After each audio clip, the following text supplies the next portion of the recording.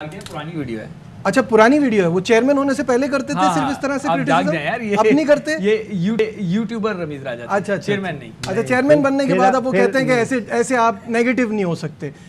यूनुस क्या कहेंगे? यूनुस के पास एक पूरा पेपर है जिससे हम जानने की कोशिश करेंगे हमने कहाँ कहाँ क्या क्या गलती करेंगे।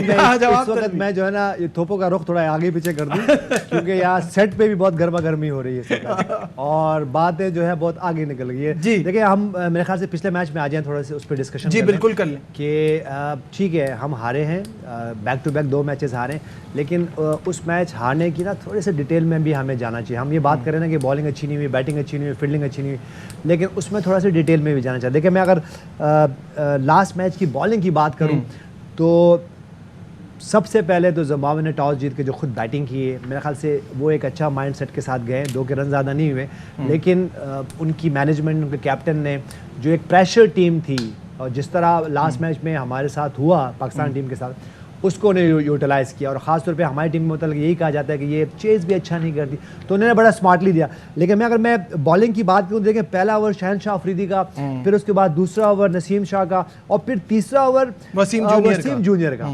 देखिए अब आप एक बात समझे कि एज ए कैप्टन, मैं कोई मेच्योर कैप्टन, देखें आपका इस वक्त जो स्ट्राइक बॉलर हैं वो हारिस रऊफ थे, और जब हारिस रऊफ 5वें ओवर की आखिरी बॉल करने लगे हैं तो उस वक्त 42 रन हो चुके थे। तो देखिए ये इस तरह की बहुत सारी, अगर मैं नीचे तक जाऊं, इवन फिर वही हुआ कि आखिरी ओवर जो है हमारी बॉलिंग में फिर वसीम जूनियर कर रहे हैं। तो देखिए आपको ये इससे ये अंदाज़ा होता है कि हम थोड़ा सा अंडर प्रेशर है। और आपको देखिए नसीम शहनशाह अफरीदी जो है वो ऑलरेडी स्ट्रगल कर रहे हैं, तो ये ज़रूरी नहीं कि वो पहले ओवर करेंगे। पहले ओवर में अगर आपको 14 रन हो जाएं तो आपका एक टून सेट होती है, जो कि हम अपनी बैटिंग की बात करेंगे, हमारा टून सेट नहीं होता, इसलिए फिर नीचे हमारी बैटिंग ऑर्डर जो है वो स्ट्रगल करते हैं। तो मेरे ख्याल से देखें ये अब आपको कोई ये पर्चे पे नहीं लिखा हुआ है कि ये सोच के आएंगे। देखिए T20 क्रिकेट जो है वो फ्लेक्सिबल क्रिकेट है, इसमें कोई बैटिंग ऑर्डर नहीं हो सकता, उसमें कोई बॉलिंग का कोई ऑर्डर नहीं हो सकता, तो आप फ्लेक्सिबल हैं, जो कि हम मिस कर रहे हैं। हमें प्रोएक्टिव होना पड़ेगा, अगर हम नहीं होंगे तो इसी तरह हम स्ट्रगल करेंगे और ऐसी टीमों से हारते रहेंगे। शाहिद साहब की तरफ बढ़ते हैं। शाहिद साहब आपका बारबेक्यू कहां तक पहुंचा? बस एक सवाल, ये मोहसिन साहब हैं, ये पर्थ से पूरी दुनिया पाकिस्तान के मैचेस देखने, ये तनवीर से एक सवाल करेंगे और ये मैं बता दूं ये सवाल मैंने नहीं इनको बताया। अस्सलाम वालेकुम तनवीर भाई। वालेकुम मैं आपसे ये पूछना चाहता हूं कि आप इतना मसालेदार क्यों बोलते हैं? इतना मसालेदार क्यों बोलते हैं, ये सवाल है। बारबेक्यू खाते टाइम ये सवाल सही बना है। ये आपने मेरे से सवाल पूछ लिया, अभी मुझे बोलेंगे कि ज्यादा लंबा मत बोलना। वो तो वैसे ही वो गिवन है। जी देखिए 2-3 बातें सिर्फ करूंगा। देखिए बात ये है कि मैं बहुत सी चीज़ें लोगों को देखता हूँ, जो क्रिकेटर्स को देखता हूँ, वो बहुत गलत चीज़ें बोलते रहते हैं क्रिकेट के बारे में, जिसकी वजह से मैं फिर ये कहता हूँ कि ये जो हो रहा है ये सब गलत हो रहा है। तो मेरी जो अपनी सोच है, मैं सच बोलने की कोशिश करता हूँ। लोग ये समझते हैं कि पता नहीं क्यों ये बोलता रहता है, लेकिन जब तक मैं टीवी चैनल पे बैठा हूँ, जो क्रिकेट में गलत होता रहेगा और जो क्रिकेटर गलत करेगा, मैं उसके अगेंस्ट जरूर जाऊंगा। शाहिद साहब आपने कहा है तालियां बजाने के लिए, उनको यह हमें स्क्रीन पे नजर आ रहा है। जीते रहो तनवीर, जीते रहो। दरअसल यूनुस ने बड़ी अच्छी बात कही, कि उन्होंने बड़ा अच्छा फैसला किया था टॉस जीतकर पहले बैटिंग करने का। जितनी भी छोटी टीमें होंगी, रिलेटिवली छोटी टीमें, आयरलैंड, नामीबिया, जिम्बाब्वे, ये जब भी टॉस जीतेंगे पहले बैटिंग करेंगे, इसलिए इन्हें पता है कि ये अपनी बैटिंग से मैचेस कम जीतेंगे, ये अपनी बॉलिंग से ज्यादा जीतेंगे। बिल्कुल। और तनवीर के सच बोलने में कामी भाई परेशान हो जाते हैं, मेरी बारी आएगी नहीं आएगी। जी कामी भाई इस मैच पे क्या कहेंगे आप? देखिए डेफिनेटली आप यूनुस भाई ने सारा एक शेड्यूल बताया बॉलिंग का। आप मुझे बताएं 6 बॉलर भी हमने खिलाए हैं, तो 5 को ही बॉलिंग करवाई है, उससे पहले भी 5 को, छठे को यूटिलाइज नहीं करना, हम प्रॉपर 6 बॉलर्स के साथ गए हैं। और उसके बाद आप जैसे पहले बात कर रहे थे कि हमारे बैटिंग कोच ऑस्ट्रेलिया से, बॉलिंग कोच ऑस्ट्रेलिया से, अगर आपने इससे पहले आप देखें वकार भाई हेड कोच थे, वकार भाई से ज़्यादा पाकिस्तान में बॉलिंग का कोई समझता जब वो हेड कोच होंगे, तो फिर अजहर महमूद टीम के साथ क्या कर रहे थे एज ए बॉलिंग कोच? पहले तो यहाँ से ब्लंडर मारने शुरू हुए हैं ना, तो इसलिए फिर अब लाइन लग गई है। तो इस चीज़ पे है। फिर खुशदिल शाह की आपने बात की, वो यूसुफ भाई ने बताया कि कैसे खेलना है, वो शॉट्स पहले खेलता है या नहीं खेलता था। क्या डोमेस्टिक क्रिकेट नहीं देखते?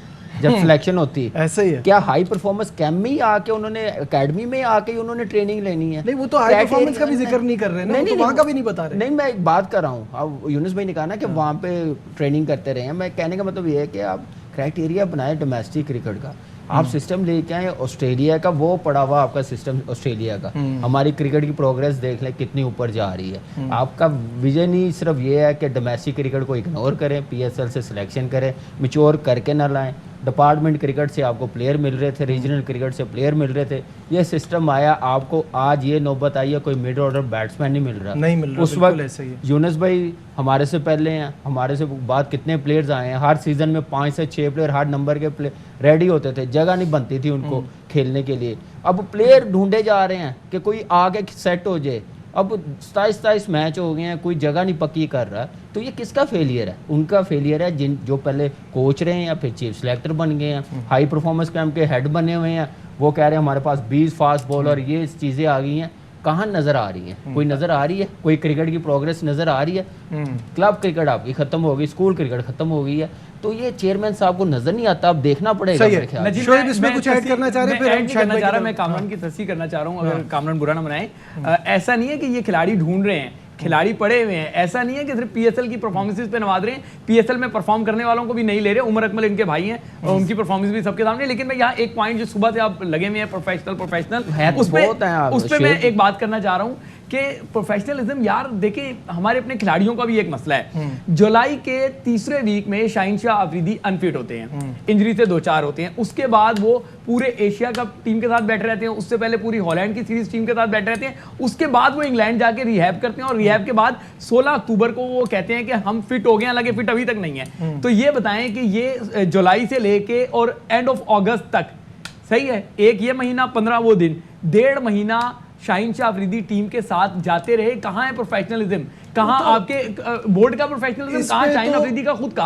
अगर ये 1.5 महीना वो रिहैब किया होता वहां पे जाके उन्होंने इंग्लैंड में, तो क्या हमें शाहीन शाह अफरीदी फुल रिदम के साथ नजर ना आ रहे होते? आपको ये समझना होगा। शोएब, जब ये बात पता चली थी कि वो नेदरलैंड जा रहे हैं इसी हालत में, इट वाज सो शॉकिंग कि मैंने कंफर्म किया इस बात को कोट करने से पहले। मुझे याद है आपकी बहस हो रही थी, आपने कहा बात होती, मैंने कहा ऐसा हो ही नहीं सकता, ये कैसे पॉसिबल है? तो यहाँ सब कुछ पॉसिबल है। शाहिद साहब एक सवाल करना चाह रहे हैं, फिर हम ब्रेक पे जाएंगे। शाहिद साहब, आपका सवाल। देखिए, एक तो मैं शाहीन शाह के मैं थोड़ा सा ऐड करूंगा कि शाहीन ने जो रिहैब किया वो इंग्लैंड के ग्राउंड्स पर किया, जो थोड़े सॉफ्ट होते हैं, ऑस्ट्रेलिया के हार्ड होते हैं, इसलिए उसे थोड़ी सी मुश्किल पेश आ रही है। लेकिन उसने 1.5 महीने तो रिहैब किया नहीं।